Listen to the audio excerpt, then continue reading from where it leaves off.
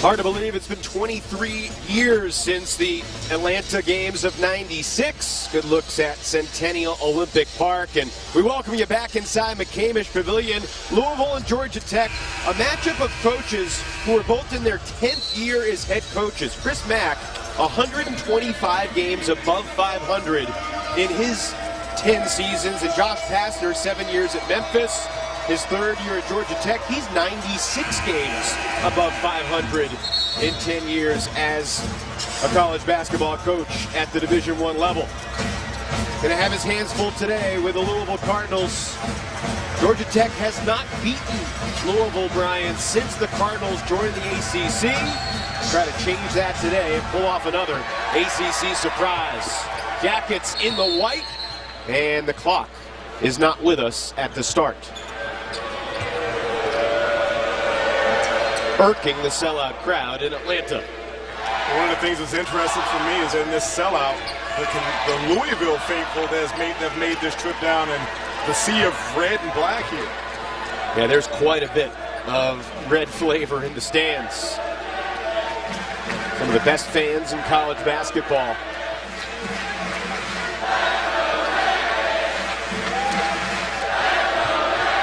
Michael DeVoe making his 9th start for Georgia Tech, as you see Chris Mack.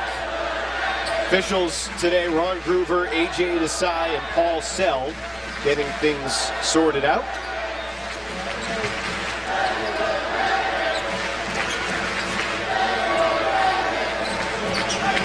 It's an interesting dichotomy for Georgia Tech in terms of mentality, because they don't want to run up and down the floor with Louisville, but they also know that they've struggled to score in the half court. Got to knock down open shots like this one. Offensive rebounds, help to James Banks against the ice. And this is where Georgia Tech will excel with Banks. He's one of the tops in offensive rebound in the league. I think that last time the officials called it a delay of game. But like you said, is that Georgia Tech is, they're going to look to try to create some opportunities, and one of them is crashing the offensive boards. Pretty good look for the freshman Khalid Moore, making his 7th start. Unable to knock down the corner three, but Banks doing work on the glass. And that's one of the things that Georgia Tech is going to have to do what they can, is try to crash those boards and get those equal opportunities. They're getting the clock issue sorted out. We'll take a look at our Carolina Ford dealers' keys to the game. Well, obviously, for Louisville, it's early composure. This is a team in the past that has started out a little slow. They have to come out with this sellout crowd, play hard. And then for Georgia Tech, we talked about points in transition. They have to create other opportunities and not have to get their points only in half-court offense. We'll keep an eye on fast break points today for both teams, because in shoot-around today, Josh Pastner insisted to his team, it's all about transition defense. That's the whole deal. We can't give the Cardinals gimmies, especially without that guy in the lineup. The sophomore from Brooklyn sitting out with a groin injury. Day-to-day, he did a little bit in shoot-around today, but clearly wasn't 100%. Well, and I think they're going to miss his numbers, but then I also think they'll miss his defensive toughness. One of the things that we have not touched on is that they're also playing without big man Abdoulaye Gay. And I think that on their defensive side of it, because they have that length, they're going to miss him, and how they're going to change from offense to defense as far as going to zone to man. Yeah, talking about how shorthanded this Georgia Tech team is. Abdoulaye Gay went to Clemson with the Jackets on Tuesday, but was sent back before the game with an unspecified medical injury. Josh Pastner has said it could be season-ending. It's a day-to-day situation. They're not sure. And also Brandon Alston, who's averaged 9.5 points a game for Georgia Tech. He's out today. A personal situation turned a day-to-day situation as well. No more specifics than that. So this Georgia Tech team, which certainly wasn't the most talented team in the ACC to start things, just next man up has to be that mentality. Well, here's one of the things too, Evan, is that they hang their hat on defense. They're one of the tops in the points allowed, defensive field goal percentage, and I think that what he's basically impressed upon his guys is that, hey, this is the game that we want to mock it up. We don't want to go up and down. We want to be able to play tough, aggressive defense. Everyone that hits the floor has to have the mentality to come out and raise their intensity on the defensive end. Back when Brian Oliver played in the Thriller Dome, they didn't have these type of clock issues. Yeah, because we were going up and down, and again, I'm sure that the fans here on both sides are anxious to get this game going, and I guess for the players too. It's that you get lathered up to playing, and you just sit and wait. The waiting continues. Apparently an issue with the game clock and shot clock not syncing, so they will try to get that sorted out. So far, Georgia Tech shutting out Louisville. This defense that we've heard so much about hasn't had an opportunity so far. Well, both these teams have gotten their fair share of marquee wins. Last Saturday, Louisville doing the job at Chapel Hill and Georgia Tech up in Syracuse. Well, I think that last game against UNC, they went in and they shot the lights out of the ball. And then for Georgia Tech, very tough to win in the Carrier Dome. I thought that they did really well as far as attacking that Syracuse zone, being able to get points in the paint. And I think earlier in the season, Louisville with a 3-1, Georgia Tech at 2-2.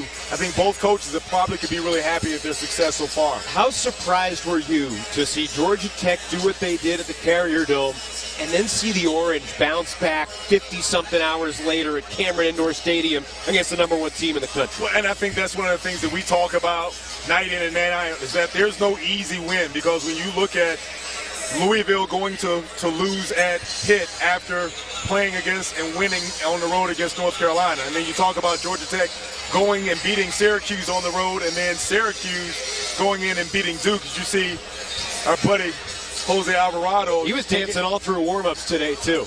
Is he listening to Evan Leffler's playlist? I hope not. But, yeah, he was trying to loosen up the groin, I think, by showing off his dance moves out on the floor, getting guys fired up.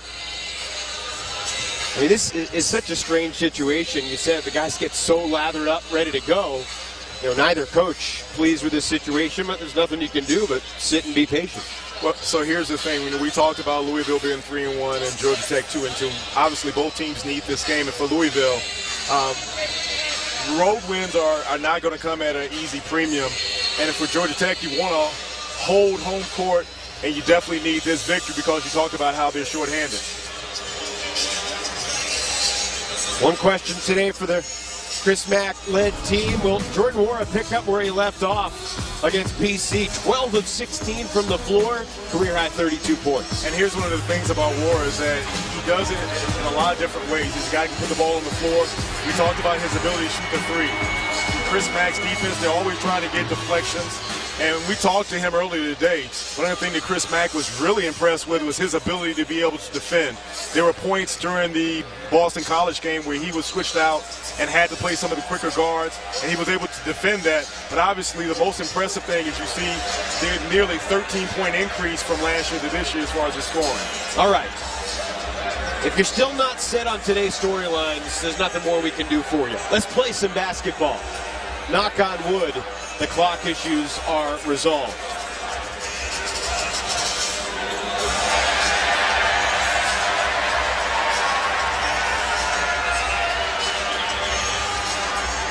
Interesting situation for the Wara family.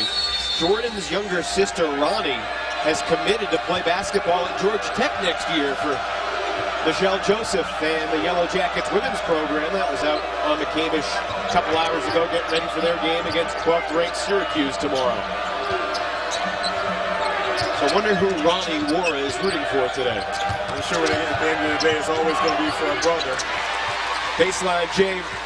Malik Williams ties the game. And Georgia Tech turns it over quickly at the other end. That last play for Louisville, the important thing with this Georgia Tech zone is that you can settle for three, just keeping the ball and shooting three-point shots. You have to attack right there in the middle. You see right there, nice pass over to Dwayne Sutton, forces the help, getting over to Malik Williams. And I think that early in the game, they have to establish going inside and out, and then those three-point shots will come after us. Primarily what Louisville worked on in shoot-around today was how to attack this Georgia Tech zone. Nice dribble drive there, 4-2, Cardinals in front. And again, at the shoot-around, one of the points of emphasis for Chris Mack is that this zone, you want to attack the gaps. You saw that last time. Juan Ford being able to get into the gap, come up with that runner, force the help, and then you can kick out. Inside Banks. Rebound Sutton. How good has Dwayne Sutton been lately? Double-doubles in 3 straight games for Louisville. Wara, teardrop. 2. I love his game and the fact that not only is he a three-point threat, but his ability to be able to get to a point, his mid-range game is flawless because he takes advantage of what the defense gives him. 6 straight points for the Cardinals. So far, outcomes are orchestrating the right way to have that 6-way tie in the ACC. Banks, another offensive board, unable to stick it back home. Sutton with his second rebound. In order to have a 6-way tie, Louisville needs to win here. Virginia Tech needs to beat Wake Forest at home, and then Duke needs to beat Virginia at Cameron Indoor later tonight. Early on, we talked about how is Louisville going to be able to attack this zone when you see Jordan Moore being able to put the ball on the floor. And that's how they have to take their time and be able to get their offense. Again, we talked about not falling in love with the three-pointer. Jordan Moore is one of those guys, again, that's going to take advantage of what the defense gives them that last time. Nice little runner to be able to put them up 6-2. Stoppage has not impacted the Cardinals' offense so far. They're 3 for 3. Wara, still perfect. And just on cue, we talked about his ability to knock down the three. Jordan Wara, you got to have a guy on him quick because he's got one of the quickest releases from behind the arc that I've seen here in the ACC this year.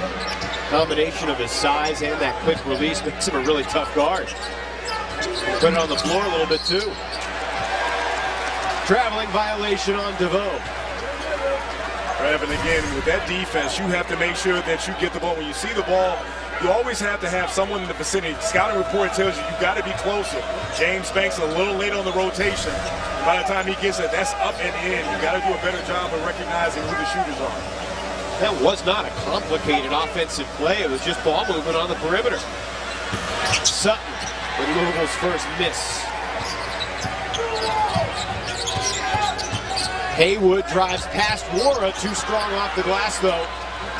Williams cleans up the rebound. And that's one of the things that Georgia Tech has to take advantage of is being able to get out in transition. But if you're Haywood, you got to finish those because those are going to not come that easy because Louisville is one of the better teams in the conference in the transition defense.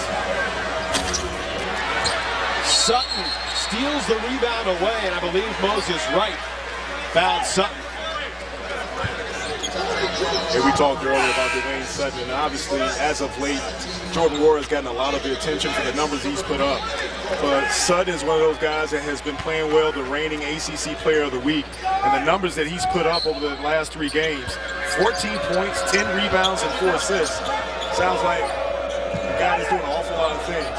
Transfer from UNC Asheville, double figures, 7 of his last 8. Wara with his first miss.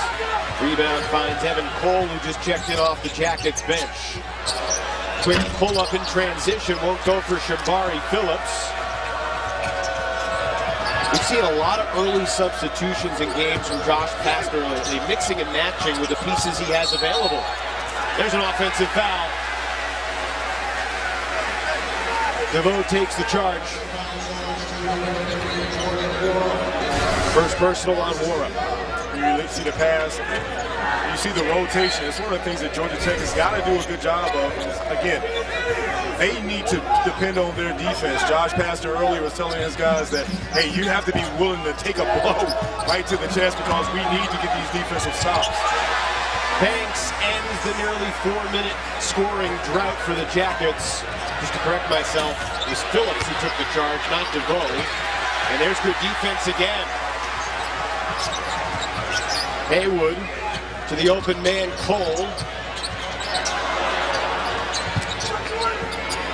Here's DeVoe to the corner.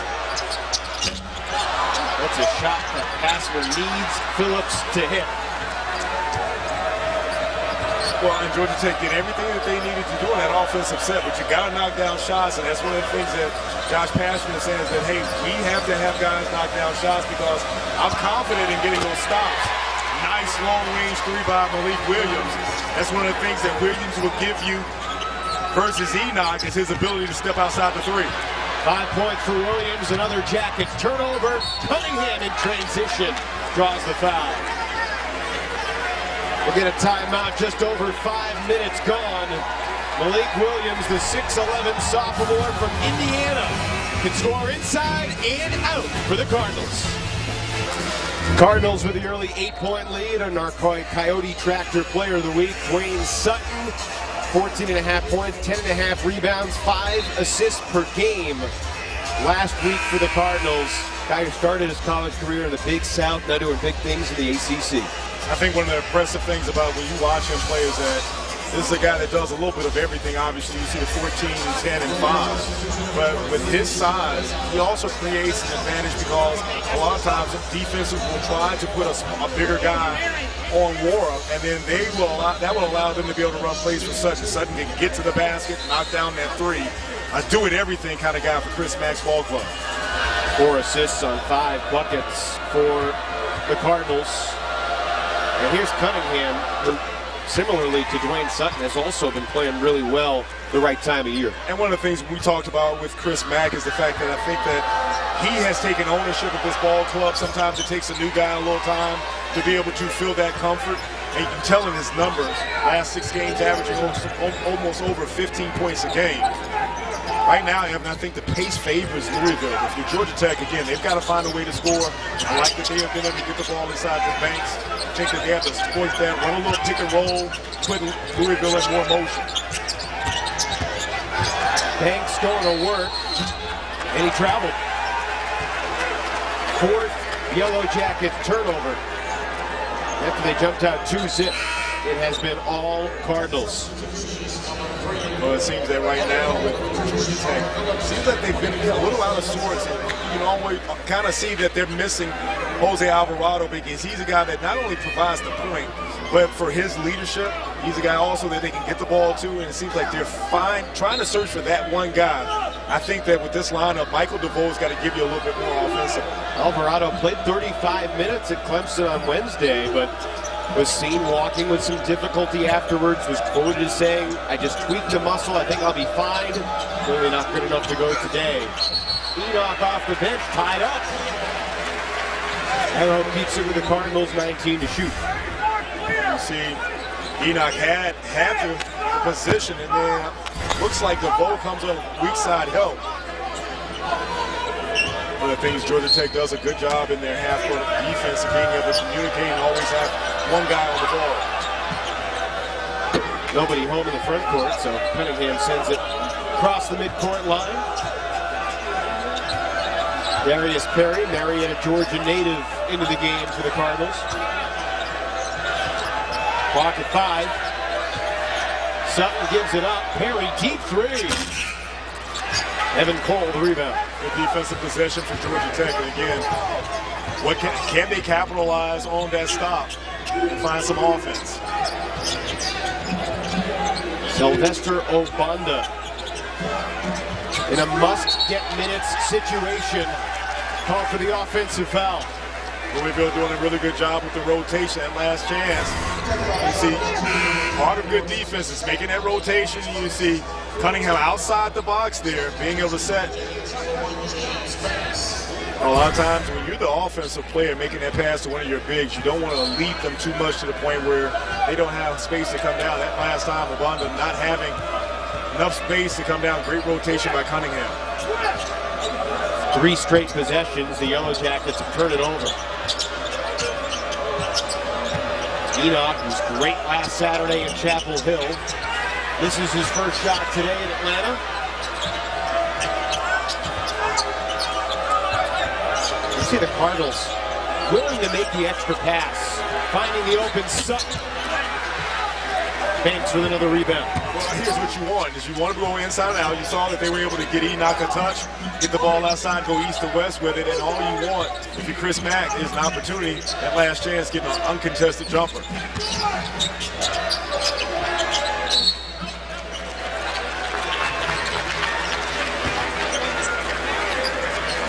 We've been on 14-4 for a bit.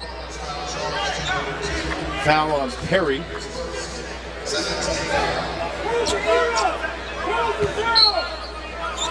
Shot clock back to 20 for Georgia Tech.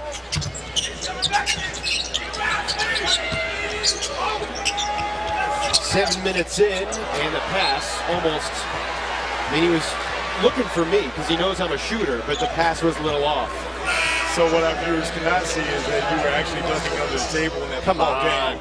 You're going to throw me under the table like that? All love. All love. That last opportunity, you throw the ball into James Banks, and with Banks, he has to realize with no Alvarado, he has to look to try to create some offense. I understand the passing it out, but unless there's a double team, I think if you're Josh Pastner, you want Banks to try to look to create some offense in the post. Perry miss, long rebound finds Phillips. 4 straight turnovers for Georgia Tech. There's the 5th in a row and the 7th overall in not even 7.5 minutes. And this is where you miss Jose Alvarado, because normally this is a guy that, even though he's playing off the ball with Michael DeVoe, he gets them into their sets and he creates a lot of opportunities. Now what you see with no Alvarado is, where is Georgia Tech going to get their offense? And if you look at the bunch out there, they're going to run this Princeton style offense, but you have to find a way to be able to penetrate and then get an open look. War along with a 3. Enoch, who was fouled. Chris Mack asking for a shooting foul. And it's going to be ruled on the ground. Moses Wright picks up his 2nd. E.J. King checks in for the Cardinals. Jordan Wara gets a breather. Last Saturday, Stephen Enoch matched his season high 27 minutes against UNC, 17 points, 11 boards. He has, between he and Williams, they have an awful lot of versatility in Chris Mack's lineup, because again, all depends on what matchup you're looking for, because you can go at Enoch that'll give you a low post score, rebound, and shot blocker, versus Malik Williams that can do both and also stretch out and knock down the 3. Pass was deflected. 7 to shoot for the Cardinals.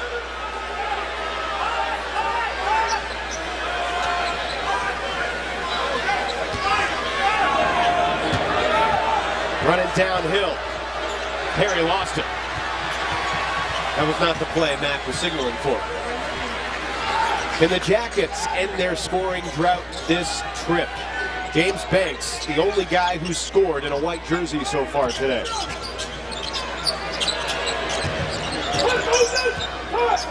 Of course, the Jackets fell behind 14-0 on Wednesday at Clemson. We're down 20-2 in the first 7.5 minutes.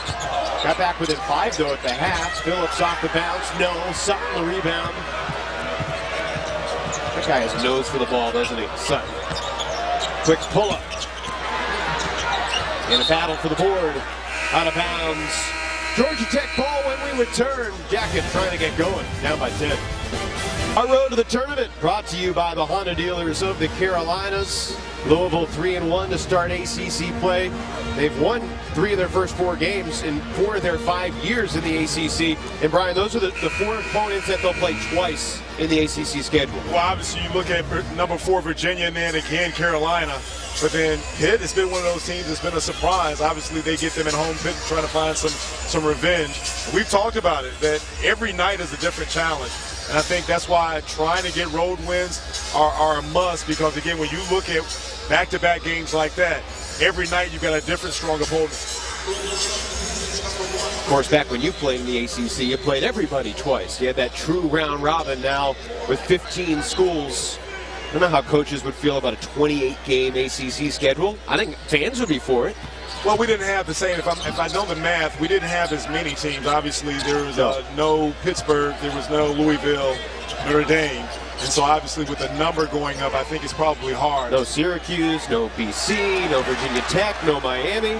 The league has grown, and I think for the better. It's a tremendous league. I think tops in the country, inarguably. And that's obvious when you get to the NCAA tournament, you see the number of teams that get selected. And then when you see a team like a Clemson last year go as far in the tournament as they did, and a Florida State, no one would have figured out last year that those teams would have gone so far. But then night in and night out is definitely on display. Louisville fans happy to see Ryan McMahon back out on the floor. He was dinged when the Cardinals win on Wednesday. Wara fakes it, takes it, and slams it in. So, Evan, here's the thing. Obviously, you saw Wara being able to sell that pump fake because he is a guy that can knock down that three. And with him being 6'8" and his explosion, being able to get to the basket is a lot easier when you can shoot the three and you've got defenses chasing, trying to stop you from knocking it down. Be wary closing out on him with authority because he can throw it down on you. James Banks ends the long Yellow Jacket drought of more than 5 minutes. And here's one of the things, if I'm Josh Pastner, I'm going to give James Banks a little bit more touches now. We've struggled earlier in the first half. He is my biggest low post presence, and I want to be able to give him some opportunities. You see Enoch returning the favor. Pretty good defense from Banks there, guarding without fouling, knowing how important his presence on the floor is. And obviously with Banks being one of the top shot blockers in the league, you're going to allow him to go one-on-one against Enoch and trust your defense. Fouls on Louisville. We'll go back to this Jordan Wara dunk. Well, one of the good things about being a shot maker is that you're going to have the defense is going to come out, and then when you're 6'8" and you can jump out the gym, you can do plays like that. I'm sure that this is one of those things that you practice on at home with the Nerf hoop, is the pump fake and then going with the finish. You saying that Jordan practices or that I practice? And I'm sure that you probably practice at home with absolutely the Nerf hoop that you put on, on the door there. Of course.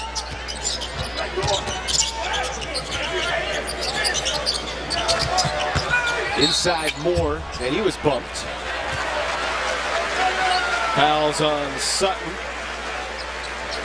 We're past the midway point of the first half, and it's not good news for Georgia Tech offensively. Well, obviously, the guy that's missing in this is Michael DeVoe. I really think that you really need for him to step up and come up with some opportunities because Louisville is doing everything in their power to limit the other touches. In transition, Malik Williams throws it down. And one of the things that Georgia Tech does not want to get involved is a track meet with Louisville. For a team that's already struggling to score, Louisville is going to try to get deflections and get out in transition. And they've got the athletes that can go above the rim. And guys like Cunningham that can make those plays. That transition was set up by just the second block of the year from Ryan McMahon. Not really a protect the rim type guy.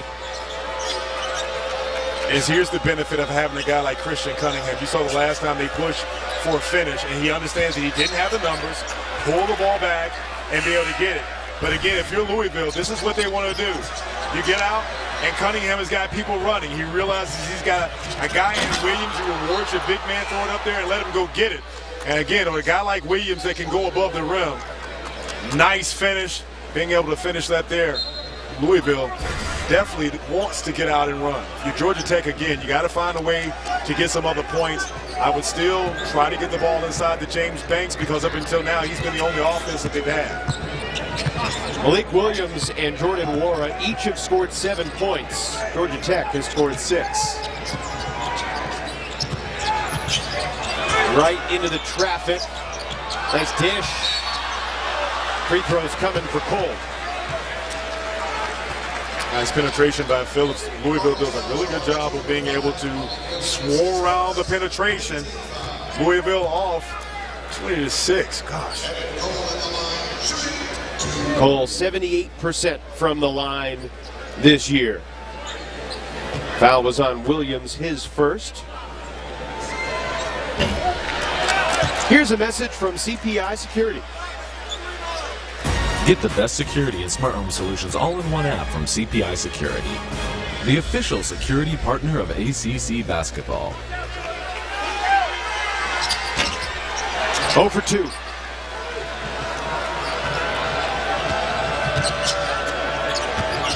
Wara feeling it.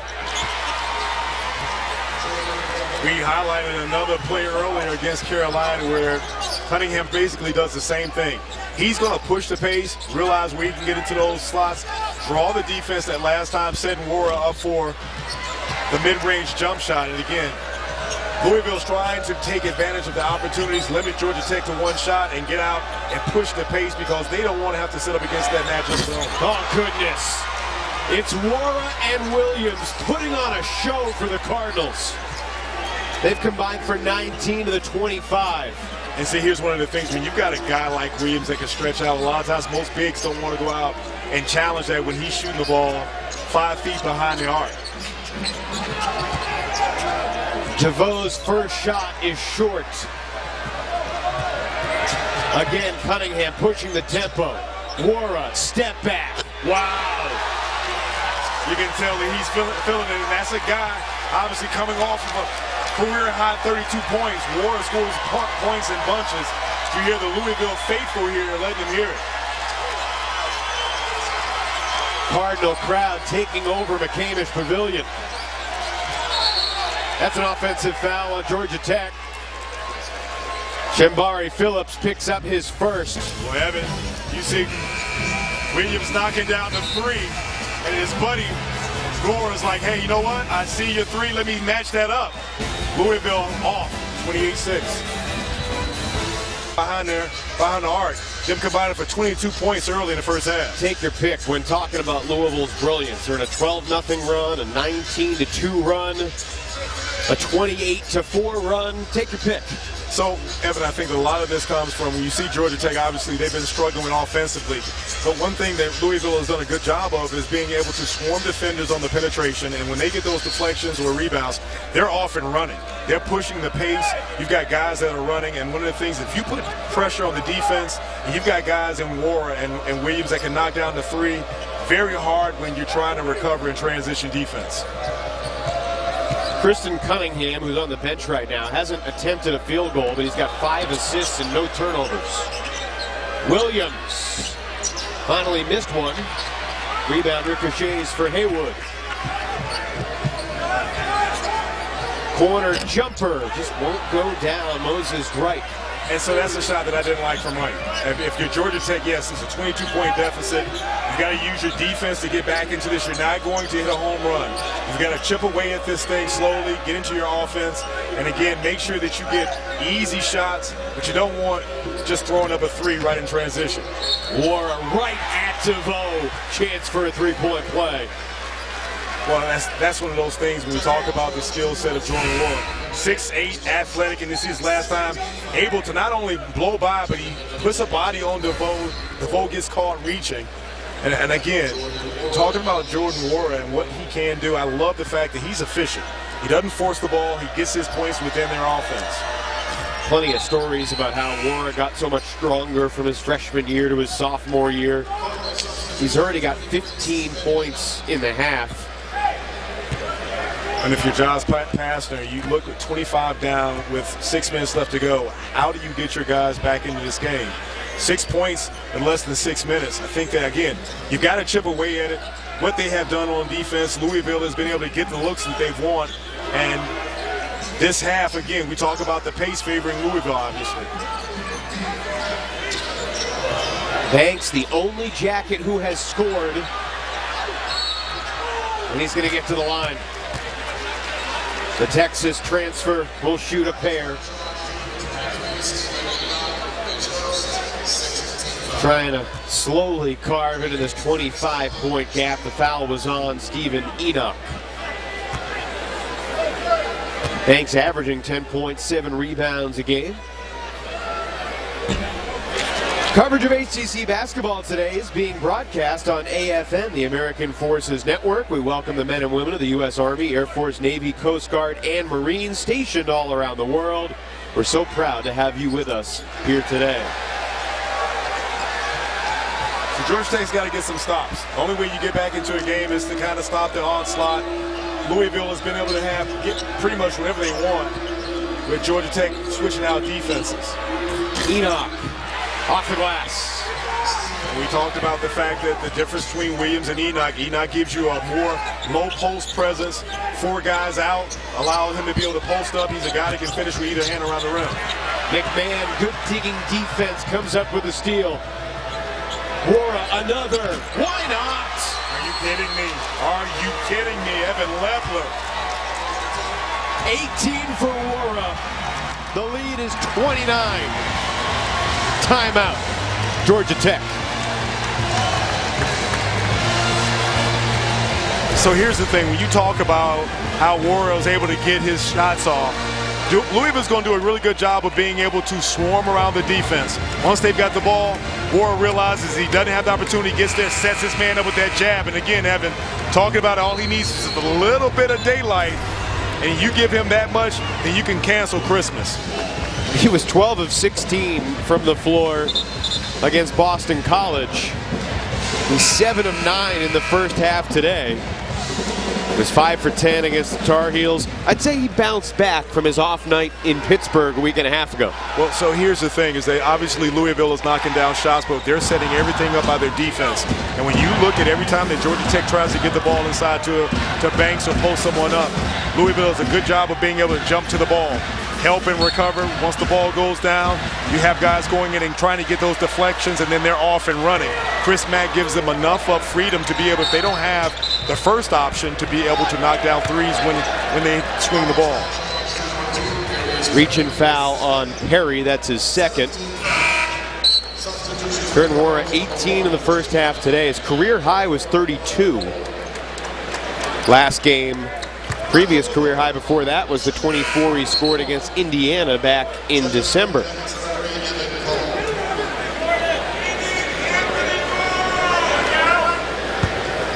It's fun to watch when the light bulb has clearly gone off and just the confidence is at a level where it hasn't been before for that guy.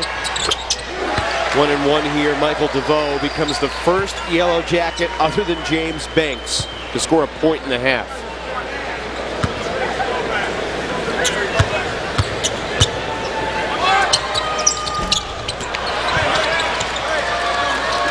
Tech ain't helping itself from the line, where they're 2 for 6.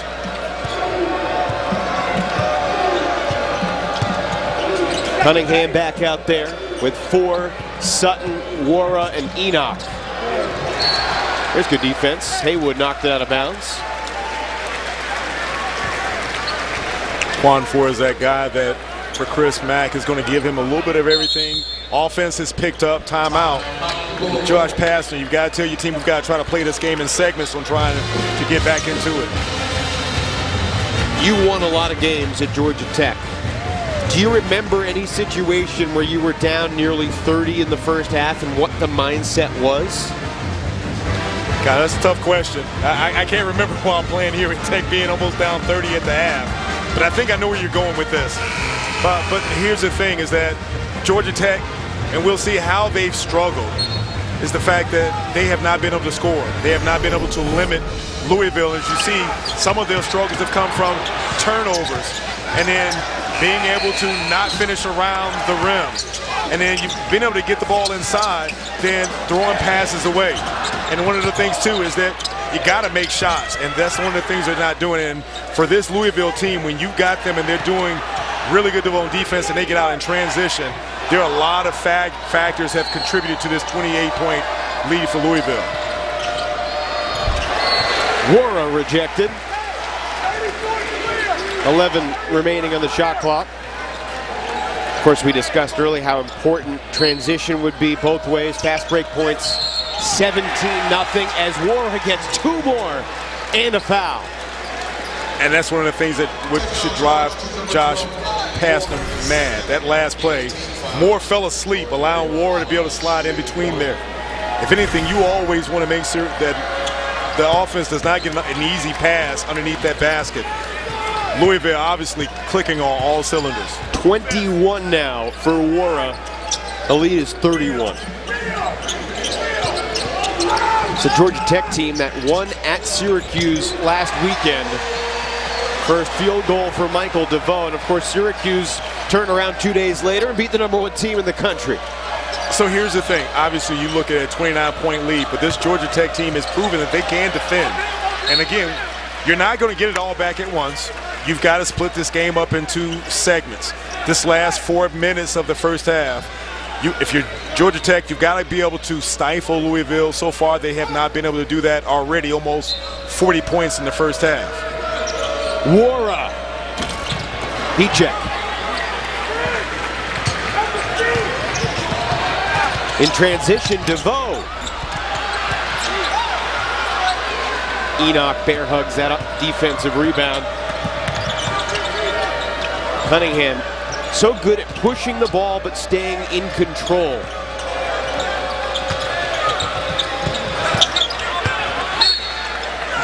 It'll stay with Georgia Tech. It'll stay with Louisville, excuse me. Well, you see the performance by Ward. Inside, outside, going to the rim. Louisville dominating early. Know Your Score, brought to you by Lending Tree. As we go around the ACC, North Carolina gets a road win down in Florida. NC State, road win in Indiana. Syracuse takes care of business at home. Hokies and Deacons, 9-point game, first half. How about Syracuse being able to bounce off, come off of that win? But how about the numbers today? Jordan Ward, 21 points. Malik Williams, 10 points. Georgia Tech total, 10 points. Ouch. Shooting 20%. And how about fast break points? Louisville, 17 of the 39 in fast break transition points. Yellow Jackets with a goose egg in that category.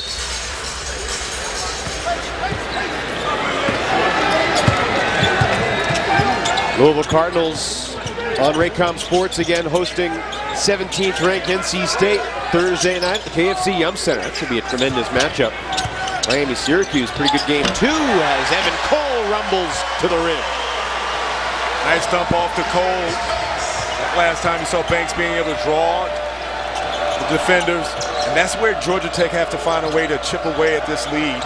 Find some creative ways to be able to get some baskets, but then again, you got to get some stops on the other end. Deflection, DeVoe went on the floor for it. Chris Mack screaming for a foul. Shot clock did not reset. Cunningham to the corner. Quan 4. Rebound for King.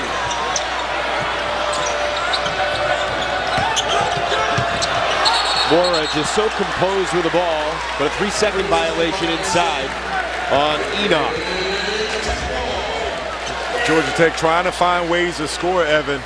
And again, you got to be creative. You see the last time Banks absorbing, and then you see the back cut by Evan Cole being able to get to the basket. Again, your Georgia Tech, try to find some ways to get some points. And again, you want to be going into the half on a little mini run if you can create one.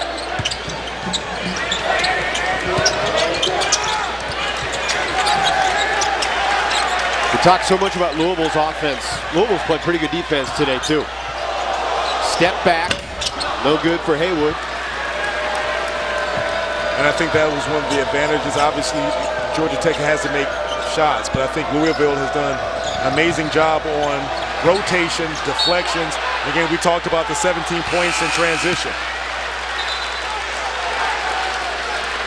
Georgia Tech basketball. Chris Mack and Josh Pastner did square off at their last jobs. Played twice when Mack was at Xavier and Pastner was at Memphis. Each team winning once in that series.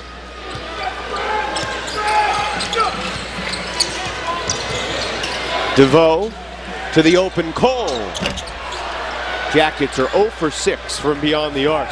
And the thing is that you're getting uncontested looks, and those are shots that you just have to make. Good defense from Haywood ahead. DeVoe to the basket.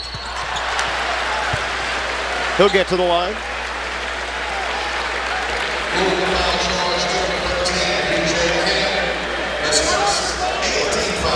See Michael DeVoe right now going to the line. He was one of those guys, along with James Banks, that we felt needed to step up and give Georgia Tech. You see 3 points right now. They average almost 9 a game.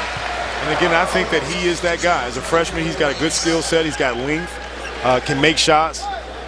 And you know what? Sometimes it's not so easy to tell guys, hey, I need you to step up, because Jose Alvarado, outside of the offensive numbers, has been their vocal leader. He has been that guy that creates opportunities for everyone else. It's a 6-0 mini run for Georgia Tech. Cardinals haven't scored in about 3 minutes. What's wrong with Louisville? Of course, the Cardinals had a huge lead over Boston College on Wednesday. They were up by 22, I believe, and all of a sudden it was a 5-point game late. Offensive foul on Malik Williams. It's his second personal. And again, you talked about with Georgia Tech, one of the things that they do is that they do a good job of being able to contain the dribble. And last time, you see James Banks being able to get in front of Malik Williams, draw the charge. Minute and 20 seconds left to go. If you're Georgia Tech going into the half, great opportunity to be able to get a couple of baskets to narrow this thing and make it a little easier.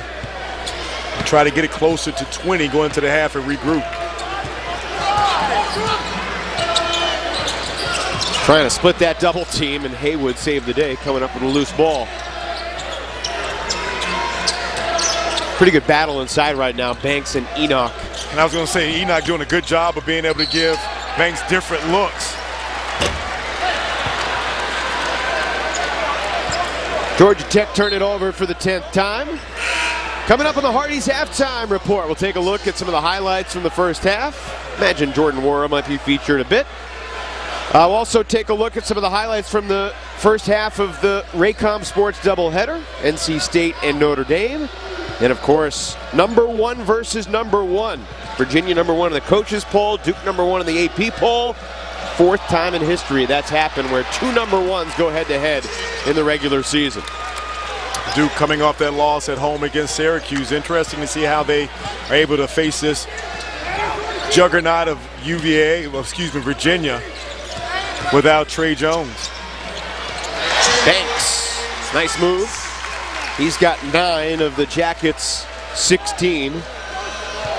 Previous trip, Cunningham got his first field goal. 4 points, 6 assists, no turnovers for Kristen Cunningham here in this first half. Gamecock clock and shot clock 2 seconds apart.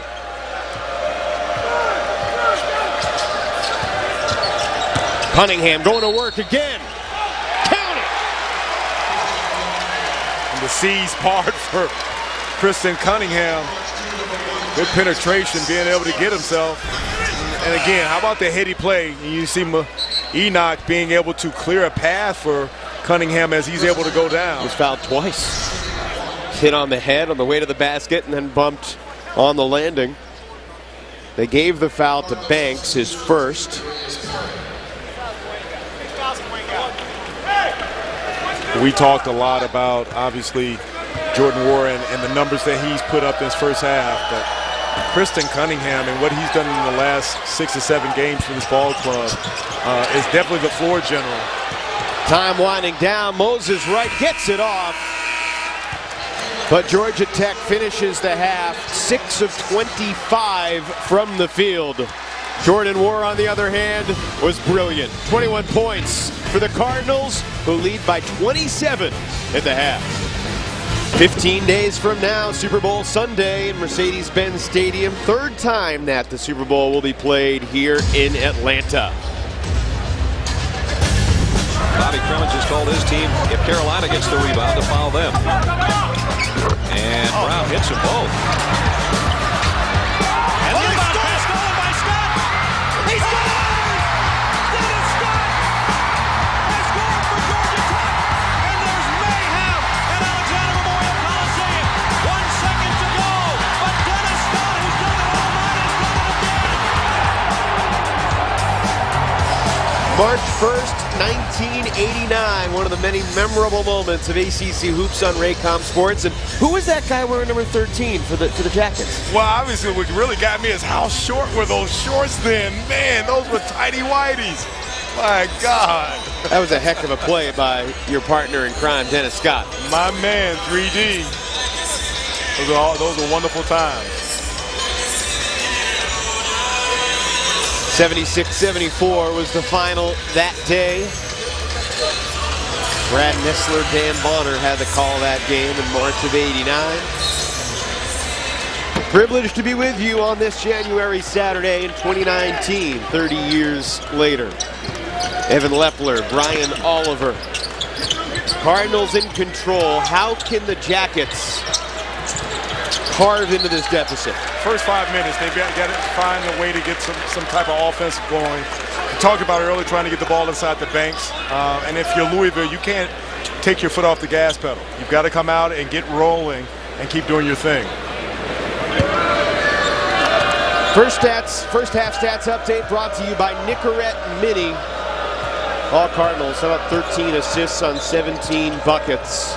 Jordan Wara winning the game by himself. He's up 21-16. The rest of his teammates have scored 22.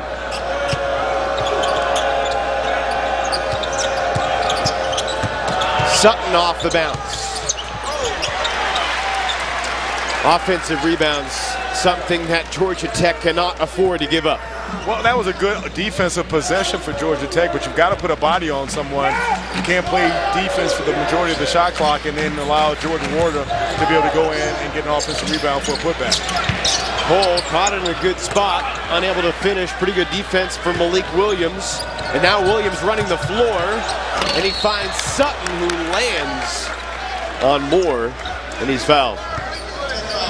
Evan, again, if you're talking about Georgia Tech getting back into this ball game, it's one of the things that you have to be able to do is block out. And last time you see Dwayne Sutton going in, no one from Georgia Tech turning and putting a body on their man. That's defensive rebounding one-on-one is you definitely got to turn around and put a body on someone. Amazingly, Cardinals are almost up by 30, and Dwayne Sutton, who's been Mr. Double-Double lately, has not scored. Well, He's had 6 rebounds. And talking to Chris Mack, that's one of the things that he loves about Sutton is that he's not one of those guys that needs plays run for him. He's basically a team player that's going to be happy with whatever numbers. He's looking to try to infect the game in all ways possible, even outside of scoring. Louisville's largest lead was 31 back in the first half. Is Banks. Well, he's scored in double figures. He's got 11 of Georgia Tech's 18. And here's the thing, they need to find someone else to give him some help. And again, if you're Georgia Tech, you can't exchange baskets. You have to get some stops and then be able to carve away at this lead. Haywood, pretty good defense there, creates the turnover. Right back to Banks. Williams went down, no call. Banks has 13. Chris Mack looking at the officials, asking why can he have a charge on that one. Last time, James Banks picking up his offense a little bit. Like Georgia Tech, understand that this is the guys being able to get it to him. And if you're Louisville, stay with your sets. No need to panic. Straight away 3. Evan Cole with a strong rebound. And then he turns it over.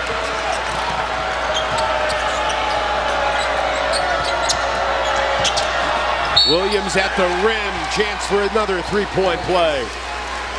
Georgia Tech on a missed opportunity, playing really solid defense, not be able to come up. And again, for Georgia Tech, you see the move by Banks and Williams taking it right in the numbers, but then Louisville comes back, answering it, getting the ball over to Malik Williams, absorbing the contact for the and one.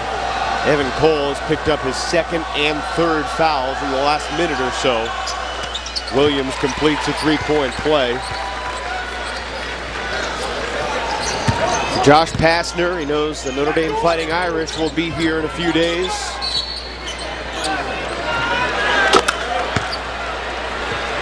And then a really tough stretch at Duke, home for Carolina, at Florida State. Another game against Clemson. They need to get this guy back. Well, and here's the thing, is that obviously you need him back, and you see the numbers, and it's definitely on display. They miss him today, and with a groin, it's got to be one of those things that he has to take the proper time, get healed, because it can be a nagging injury. And the turnaround on these games from weekend to during the week to weekend, you definitely got to get Jose Alvarado healthy, because his game depends on that. 3rd foul on Malik Williams, and then the 2nd foul on Stephen Enoch on this same trip.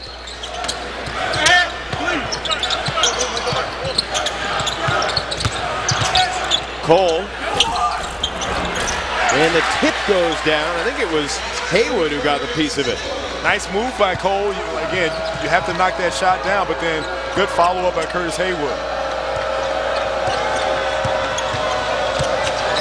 Looking high, and that's a tremendous play. Stephen Enoch with authority. And that's where you get the leadership from the leadership of Christian Cunningham.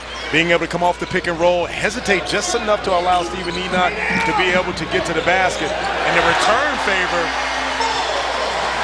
First points of the day for Khalid Moore. Throw the ball inside to James Banks, and he has proven that if you play him one-on-one, he can score. That last time, good dive by Moore, being able to get the jump off for the finish. Wara dishes. Enoch fouled a couple times.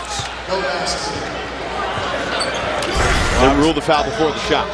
When you see the pick and roll, how about Christian Cunningham being able to get 2 guys for the lob, but then Georgia Tech gets a chance to answer that. You see Moore being able to get that pass off of the the post up from Banks. And again, Georgia Tech, you have to find ways, but easy opportunities like that out of bounds play. If you're playing in a zone, you cannot afford to be able to let a Jordan Wara be able to get one right there outside of the box. Jordan Wara is 22 of his last 30 from the floor, making his candidacy strong to be the next ACC Player of the Week. Scored 32 on Wednesday against BC's at 25 today. Good feed. Cole slams it in. Good pass by Khalid Moore over to Evan Cole. Georgia Tech trying to get their plan together. Georgia Tech coming up with some opportunities. It's Evan Cole trying to get them back in it. Georgia Tech trying to get it on the run. Field goal percentage in the second half has been pretty good. Cardinals 4 for 6. Jackets 5 for 7. Each team has 10 total points in the half, so the Yellow Jackets still staring at a 27-point deficit. Well, Jackets being able to find some offense, but again, they have to find a way to be able to limit Louisville. And again, how about Louisville and what they've been able to do? This is a team that is able to get their offense off of transition and defense, but they've got the guys and weapons. And then you come on the off the bench with a Ryan McMahon, and then it doesn't stop because they've just got a lot of firepower. Louisville hangs on. They'll be 4-1 in the ACC through 5 games, having played 3 out of those 5 on the road.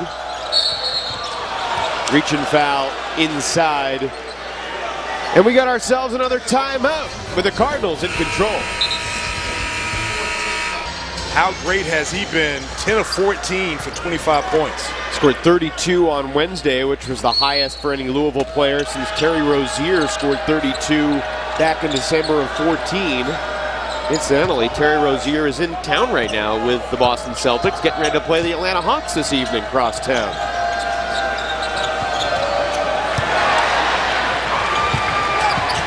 In transition off the Cardinals turnover, Khalid Moore will get to the line.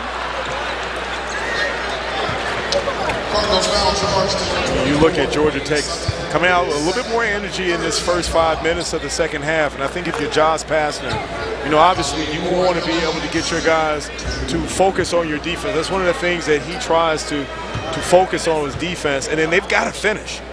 You know, they've been able to have some opportunities to get the ball inside to James Banks, but not knowing how long Jose Alvarado is going to be out, you're still planning ahead for other games without him, and so you've got to find someone that can step up. And again, you have to be able to get some defensive stops, and then what can you do as far as knocking down shots? Georgia Tech still not being able to find someone to give them a hand. Jackets have not helped themselves from the line. They're 4 of 10 from the stripe, 0 for 6 from beyond the arc. Not shooting great from 2-point range either. Kickball. So here's the thing: is that, you know, shots, they're not going to go, but you can control how hard you play. And so that's one of the things that I think if you're passing, you want your guys to keep playing hard. It's a nice move by Dwayne Sutton, being able to get into the teeth of the defense. And that's the second time that there's been a breakdown by the Georgia Tech defense on out-of-bounds play. And I think that's one of the things that Chris Mack has talked about. He's trying to get into the gaps, being able to get it. You see nice pass by Cunningham, and you see the and one by Sutton being able to absorb that contact. It's the same play that Louisville's run, that baseline inbounds a couple times against the Jackets zone. And that's the thing that they've talked about early in that shoot-around, is being able to get into the gaps, and that soft spot, as Chris Mack was calling it earlier today. By the way, Evan Cole has his 4th foul. He's still in the game, though. Cunningham in transition. Sets up the VJ King. I make that Stephen Enoch for 3. So again, how many times have we talked today, and Kristen Cunningham being able to survey the fast break, realize that he's got numbers that last time, getting the ball out to an Enoch. Most guys that size are going to run down to the block. Enoch understanding to space it and knocking down that 3. There's the first 3 of the game for Georgia Tech. Michael DeVoe now has 8 points.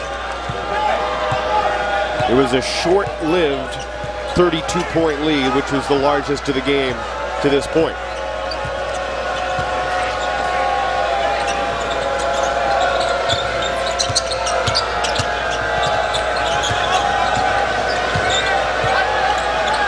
One thing about Chris Mack as Perry launches from three, Mack's intensity and sideline demeanor and comportment haven't changed one bit, whether it's a tie game or being up 30. And I think that's one of the things that he's trying to impress upon his players is that you keep playing, you stay focused, and you don't. And he's a detailed guy. That's one of the things that I think that's contributed to their early success is that he's gotten his guys to be able to stay focused on execution on both ends of the floor.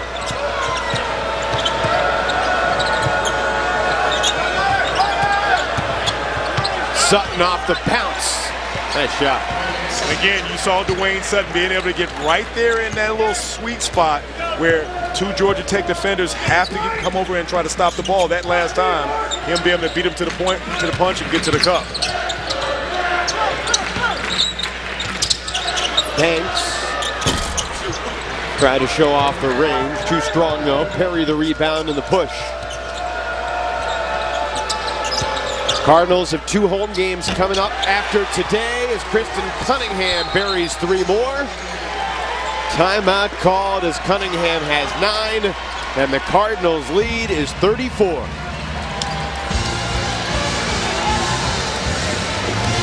One of the things that Louisville does an extremely good job is being able to share the ball. You said it last time. Perry gets it over to Cunningham. And again, we've talked about Kristen Cunningham and the fact that he has been the guy that's gotten everyone else involved. Love the fact that he has picked his spots, knows when to be able to get everyone their shots. That last time being the recipient of a pass to knock down that 3. And Louisville is clicking on all cylinders. You know, again, we talk about their defense, and they have been able to get it going.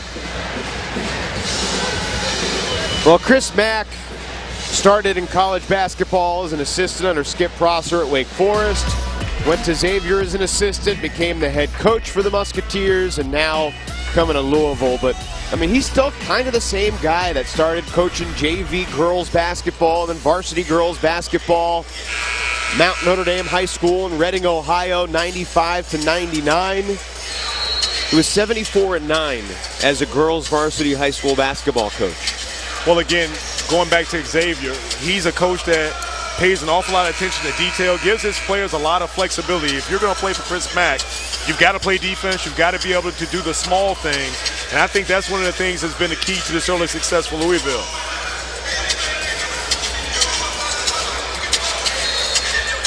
Louisville will be on Raycom Sports Thursday night against the Wolfpack. Kevin Keats's team bounced back from their surprising loss at Wake Forest on Tuesday by taking down Notre Dame on the road today. Also Miami and Syracuse. Some of you will see Hurricanes and the Orange. Georgia Tech has Notre Dame on Tuesday. I wonder if Jose Alvarado will be back out there by then.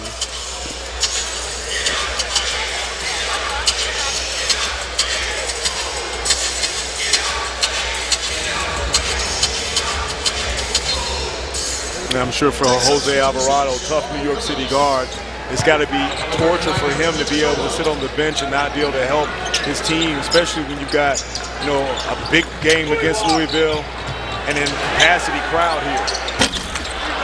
here. Enoch the rebound.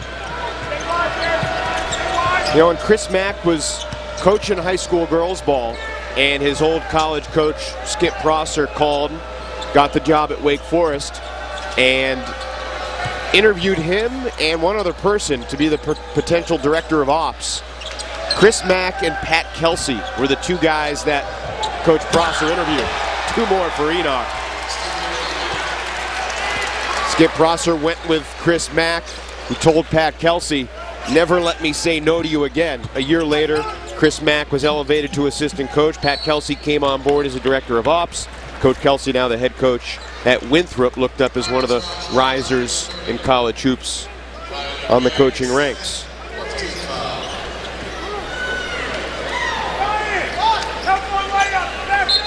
Of course, we were chatting with Dino Gaudio earlier today, another member of that Wake Forest staff who was coaching with Skip Prosser all the way back to Wheeling High School in West Virginia in the 80s.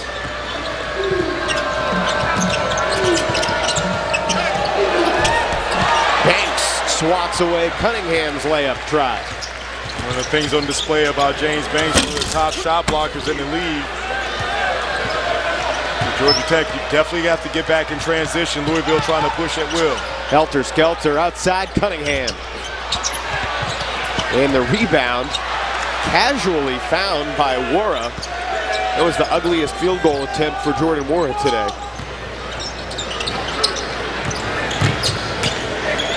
Christian Scholand into the game, but we'll get ourselves another timeout with Louisville in control. You see Christian Cunningham being able to get to the basket, get it over to his man, Stephen Enoch, show him a little flex. A little flex for him right there. 65-29. It's a 36-point game, and this graphic explains a lot. Georgia Tech's typically stingy defense has been anything but today. Well, and obviously you see what stands out to me is that field goal percentage of defense 55 compared to 38, and one of the things that Louisville's been able to do is that get out in transition, obviously with the transition baskets, and then countless a number of times you've seen Christian Cunningham being able to break down the defense, get into the teeth of the zone, and aim it man-to-man and create opportunities for someone else. And if you're Josh Passer, this is definitely one of the things that's concerning for you. But then going in, we talk about playing this game in segments.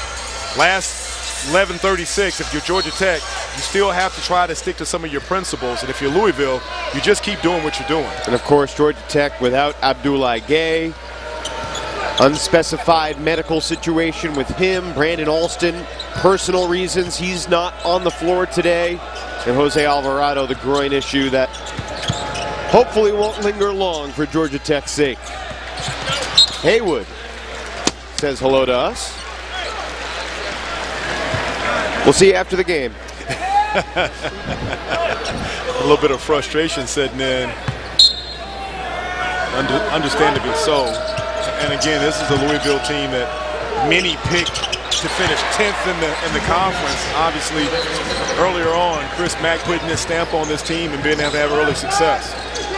Well, this Cardinals team hasn't been ranked in the top 25 poll, but that could change as Banks gets two more. All the advanced analytics love Louisville's resume. They played such a tough schedule. They're currently ranked 19th in the country in the new NCAA net rating. Well, and here's the thing. When you look at an early win against a good Michigan State team that was in the top 10, then going on the road to beat a Carolina, imagining that things will hold up here and they're 4-1 in the conference. And if you ask Chris Mack if he'd take where he is right now, I'm sure he'll say absolutely, but then most coaches are going to try to pinpoint, hey, there are still things we have to work on. Don't forget the big win at Seton Hall, the non-conference play too.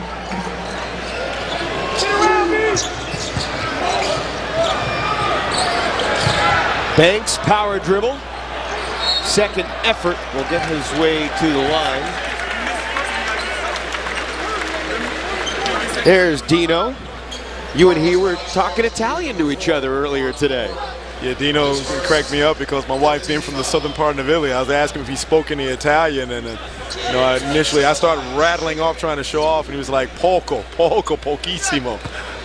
He told us he was in Italy a little while ago, and he made dinner reservations, and he showed up for dinner reservations party of 4 Gaudio, and the person corrects him and says, no, Gaudio.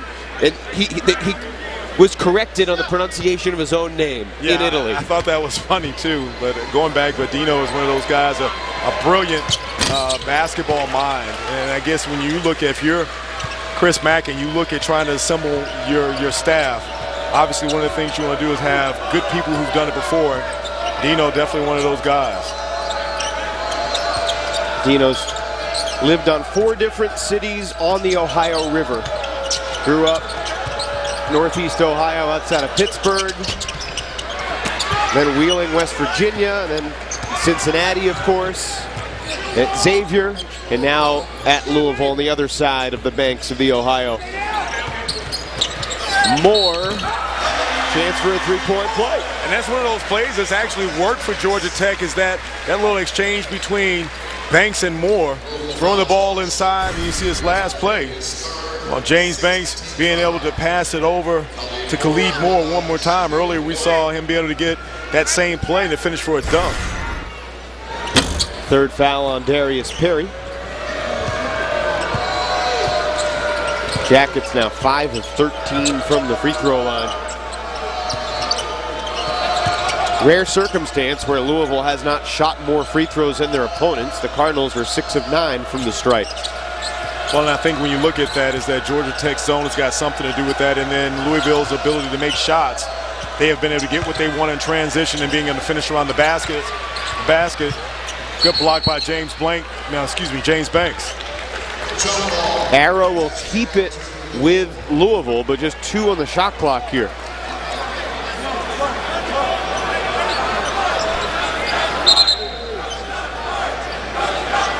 Officials conferring. They're going to take a look at the monitor to see if the shot clock should reset. Was possession established by Georgia Tech before the tie-up?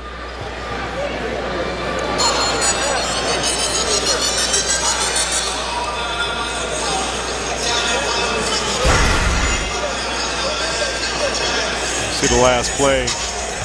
Malik Williams going up. And a tie-up.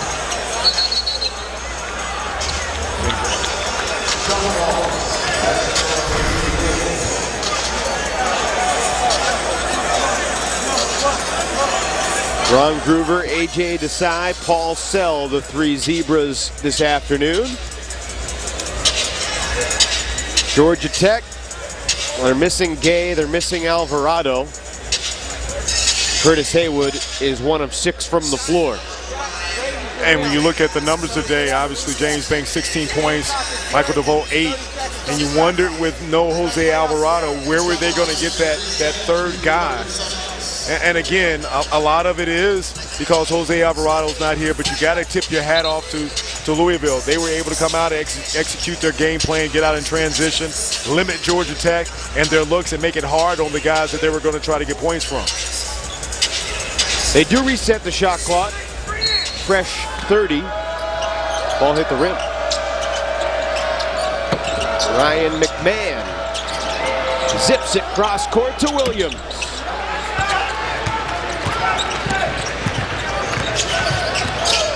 Moore inside Banks, outside on the sideline.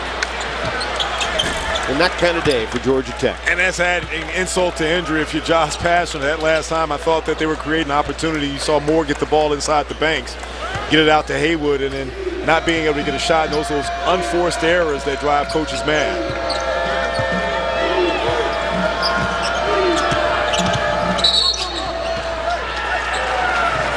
They got Perry for the offensive foul.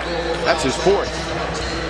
Serious Perry that last time, giving the defensive player just a little bit of that chicken wing. And anytime you extend, they're going to catch you. That last time, just a little bit of shove. He's got a look on his face like, hey, don't you realize I'm from Georgia? This is my homecoming game. Well, obviously, sometimes it's a lot of pressure when you come back in and you want to play well for the hometown folk.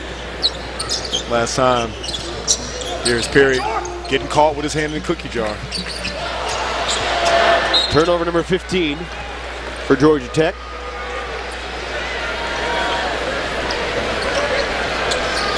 By the way, Georgia Tech has already exceeded its first half point total here in the second half, so it's been more of a normal offensive effort in the second half. They're shooting 47% since halftime. Well, and here's another thing. I said, outside of the points that they missed from Jose Alvarado, they missed his leadership. Because Georgia Tech, as you've seen, you wonder who is that guy as the vocal leader out here? Who's the guy who's going to get them into their sets? Williams swatted on the second effort, but in the traffic, it's Dwayne Sutton. Toughness personified. Possession arrow gives it back to Georgia Tech. Well, and Josh Pastner told his guys earlier, hey, we've got to win the 50-50 balls. Obviously, so far in the game, all of that has gone to Louisville. But if you're Josh Pastner, you want to see fight in your guys because, again, you want to be able to look at this break down this film later and be able to find some positives out of this game. It's a mismatch. Cunningham reaches in. We'll get ourselves a timeout. We'll be back after a word from your local ACC station. Take a look at our Toyota game summary. For summaries of other ACC games, go to theacc.com. Obviously, what stands out for me, Louisville shooting 50% from the field. Jordan Wara having an exceptional afternoon, 25.7 boards. And then the fast break points, 24-2 in favor of Louisville. Lopsided. And I mean, obviously what has been on display is that we knew coming into this game is that without Jose Alvarado, Georgia Tech was going to struggle to find points. They needed to try to put their imprint on this game early defensively. Louisville was able to counteract that by getting deflections, getting off in transition, and then knocking down threes. And then the big first half by Jordan Wara was able to get them going. Georgia Tech has beaten every ACC team in McCamish Pavilion except for Louisville and Duke. And that streak is probably going to continue for the Cardinals here in Atlanta today. Quan 4. Loose ball collected by Moore. Zip the pass inside. Some contact. No whistle. Nice finish, though. Moses Wright. His first points. Nice acrobatic finish by Wright. Love the fact that he ran from rim to rim, being able to establish post position. He's a guy that they're high on with his athleticism and his length. Jackets making their move, Brian. 7-0 run.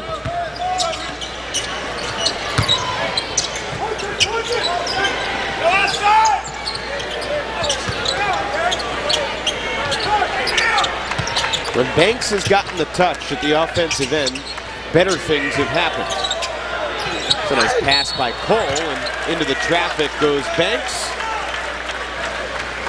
Fouls going on Wara. Again, if you're Josh Pastner, you're trying to find places where you can find something positive. You see the last time, Wright being able to absorb the contact for the finish. James Banks at the line, shooting 1-1. Banks 4 of 6 at the line so far today. It is bow time, which means we're checking the Bojangles fan of the game. Yellow Jacket fans continuing to bring the energy. Sellout crowd here in Atlanta this afternoon.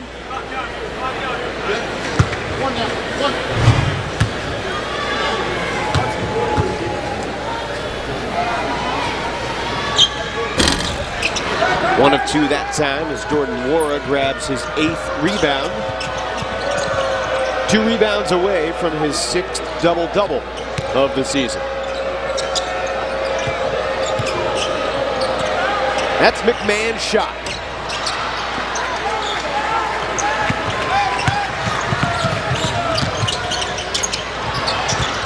Khalid Moore in a hurry. Free throws coming. We've seen a couple of opportunities. Khalid Moore has tried to push the pace a little bit. Louisville doing a good job of being able to get transition defense.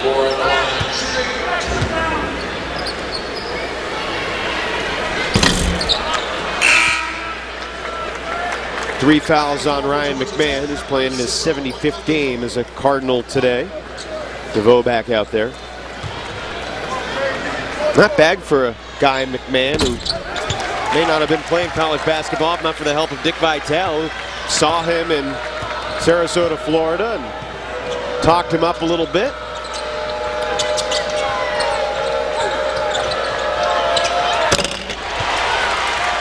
The Cardinals are going to go home 4-1 in the ACC. You saw that last play. James Banks gave up on the play. Stephen Enoch had him sealed. And one of the things, again, we talked about with Josh Pastner, is you want to see your ball club fight it out for the last 6 minutes of this game. Obviously, the score tells an awful lot how the afternoon went, but you want to be able to pick something positive from the end of the game. If Enoch would have made that, it would have been the 12th assist for Cunningham compared to no turnovers for the Cardinals point guard.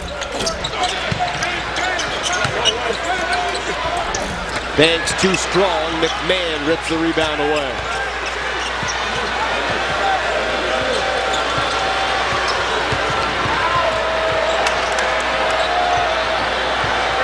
If Chris Mack had a whistle, he would have blown it right there. Yeah, and I think that at this juncture of the ball game, again, see a nice pass from Dwayne Sutton. Evan Cole lost a sneaker.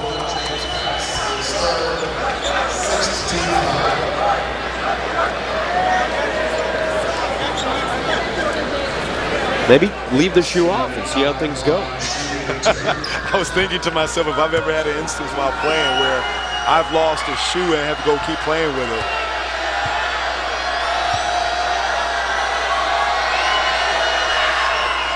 After today, the Cardinals have 5 of their next 7 games against ranked opponents. I mean, you look at that, that's a tough schedule. That Kevin Keats, you talked about his ball club and how deep they are. And Jeff Capel and that much improved Pitt team, you know, Wake Forest is definitely a team on, you know, on the rise, getting the win a week ago. But if you're Louisville, you have to stack these wins up, because if Chris Mack, you're trying to build up that resume. The ultimate goal is to go into the ACC tournament playing your best basketball and obviously get a good ranking if you make it to the tournament. Good seed. Calm move by Banks. Chance for a three-point play. James Banks III coming back to Georgia. Grew up in Decatur. To high school in Indiana. Chris Mack still perturbed when things don't go his way, even up 31. Could be one of those days. If you didn't see the game and you're catching Banks kind of in the mess hall on campus, hey, how'd the game go? Well, I had 22. We lost by 30.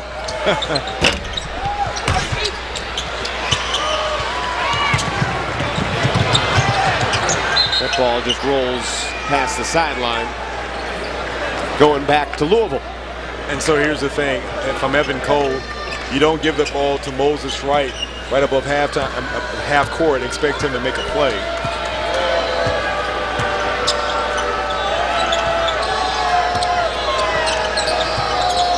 Georgia Tech fans hoping that Alvarado and Gay and maybe Alston too can return sooner rather than later. This is a Georgia Tech team. You think back to last year, Josh Okogie played 92% of all the possible minutes of ACC play. Ben Lammers played 90% of all the possible minutes. So those weren't just production guys, they were huge minute guys as well. Good defense there on the lob try for Wara. Shot clock at 5 for Louisville. Oh, and here's one of the things that if I'm Chris Mack, with us being up 30, 4 minutes left to go, do I keep a Jordan Wara into the game? Because here's where freaky things happen. You're going to move on to 4-1. Your next 5, you've got 3 ranked teams. Not sure that I don't sub him out and call it a day for him so we don't risk any kind of injury. Cardinals 3 of the next 4 at home, but 5 of the next 7 against ranked opponents.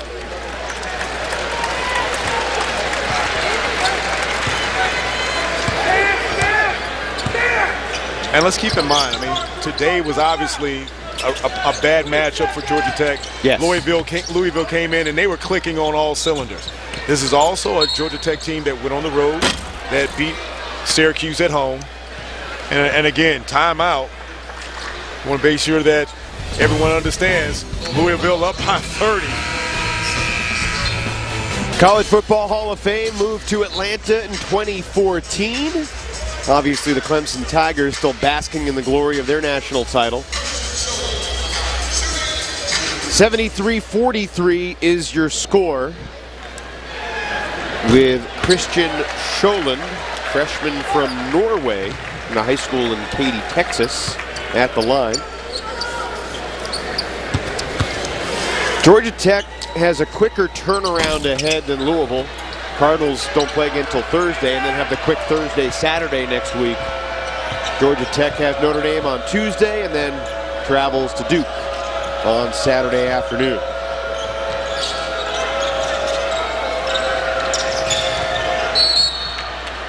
Got a hip check foul with 3:37 to go.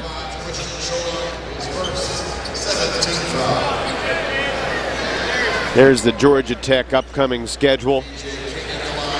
And that's a brutal stretch that they obviously need Jose Alvarado back sooner than later. You talk about Duke on the road, Carolina at home, and at Florida State, and then at Clemson here where they can try to get a little bit of payback. The last victory, losing on the road. It's walk-on time for Louisville. Joe Griffin, a sophomore from Crestwood, Kentucky, making his 6th appearance of the season.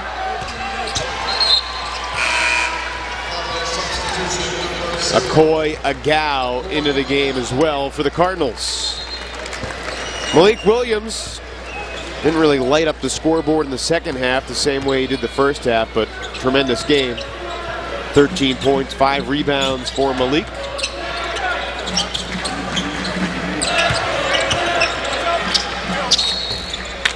We got a foul on Wright, or I should say on King. Wright's going to the line. Performance of the game brought to you by your local Chevy dealers. Easy choice today, Jordan Nwora. And Nwora was that guy in the first half. It did most of his damage with the 21 points in the first half. Efficient shooting, 10 for 16. And I thought that his ability to make shots got them rolling. Georgia Tech struggled, but he's on a nice little tear coming off of a career high against Boston College, 25 today. Made easy work of the Yellow Jackets in the first half. I look forward to seeing how Kenny Klein, the longtime czar of Louisville sports information, puts Nwora's week in perspective in the context of Cardinals history. 12 for 16 on Wednesday, 10 for 16 today. 32 points on Wednesday, 25 today. Here's an easy slam for Moses Wright.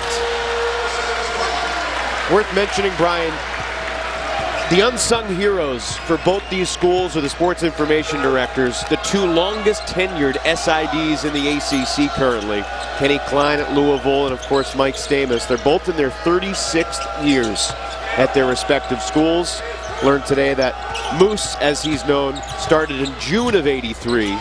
Kenny Klein started in the fall of '83. So technically Moose is the dean of the ACC Sports Information Director Corps. And we were talking earlier with Kenny Klein, and he rattled off how many Final Fours he's been to over the years. And imagine that kind of career. Yeah, he's worked, I think, the last 35 Final Fours, he said. There's Mike Stamus, better known as Moose, at every ACC venue he visits.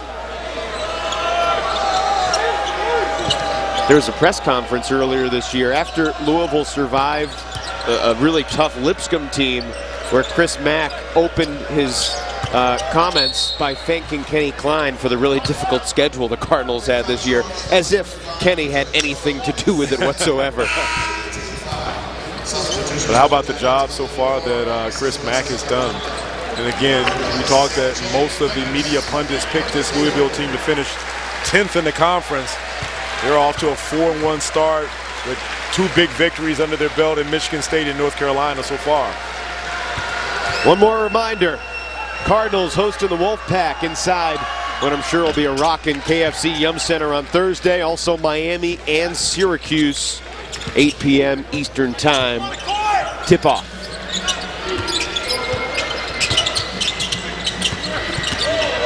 $77-49. Obanda too strong. Obviously, it was a big decision for Chris Mack to decide to leave his alma mater in Xavier and come to Louisville. Asked him back in December, before you took the job, did you look at Louisville's 2018-19 schedule? And he said no. He said that wasn't one of the major selling points that the university put. They showed him the Yum Center and all the facilities and the expansions and the fan base. Then he realized what type of schedule they'd have in addition to the ACC, where they play Indiana and Michigan State and Seton Hall. They've fought through it. They're going to be 13-5 after today. Top 20 in the nation in the net ratings. Jacob Redding and Wyatt Battle, walk-ons entering for the Cardinals. And the Louisville fans are making their presence felt here in Atlanta. A dominant road performance for Chris Mack's team.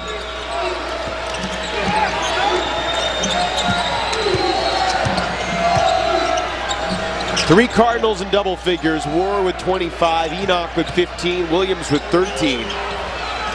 Griffin for 2.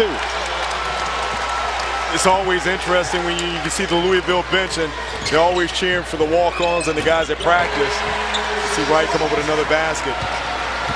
Because those are the guys that hardly ever get the time, but then they're the ones that really practice really hard and push you and get you prepared from game to game. Game clock and shot clock just about in sync. Quan Ford dribbling the final seconds away. Louisville jumped out 31-6 and prevails 79-51. Cardinals 4-1 in the ACC. Georgia Tech falls to 2-3. For highlights and must-see moments, check out theacc.com. Don't forget the Pack and Cardinals on Thursday, also Miami and Syracuse. You've been watching coverage of ACC basketball on the ACC Network, an exclusive production of Raycom Sports. For Brian, I'm Evan. Good night.